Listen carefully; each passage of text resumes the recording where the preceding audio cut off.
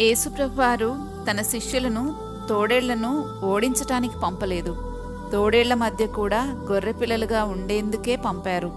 ఎందుకంటే దేవుని రాజ్యము ప్రతీకారంతో లేదు, ప్రేమతోనూ త్యాగంతోనూ అది స్థాపించబడింది. ప్రపంచం గొర్రెపిల్లలను బలహీనలుగా చూసినా దేవుడు మాత్రం వారినే తన రాజ్యానికి పునాదిగా ఉంచారు.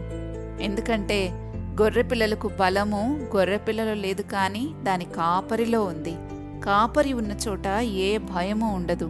తోడేళ్లు ఉన్నా ఓటమి ఉండదు. తోడేళ్లు వచ్చిందని మందను విడిచిపెట్టి పారిపోయేవాడు జీతగాడు. కాని మన కాపరి తన గొర్రెల కొరకు ప్రాణమిచ్చినవాడు. ఆయన మనల్ని విడిచిపెట్టడు. అందుకే మనకు భయం లేదు. మనము ప్రతీకారం కోరుకోకుండా దేవుని న్యాయమైన తీర్పుకు అన్ని విషయాలను అప్పగించుకున్నప్పుడు మనం నిజంగా దైవికంగా జయం పొందుకుంటాం. అందుకే శిష్యత్వం అంటే బలంగా తిరిగి కొట్టడం కాదు, నిలబడి ప్రేమించటం. ప్రతికూల పరిస్థితుల్లో కూడా మనల్ని మనం తగ్గించుకుని ప్రేమతో బ్రతకడం. ఈ మెసేజ్ మీరు పూర్తిగా వినాలి అని అనుకుంటే కింద లింక్ ఇచ్చాము. ఆ లింక్ని క్లిక్ చేస్తే అది మిమ్మల్ని బైబిల్ స్టడీలోకి తీసుకుని వెళ్తుంది.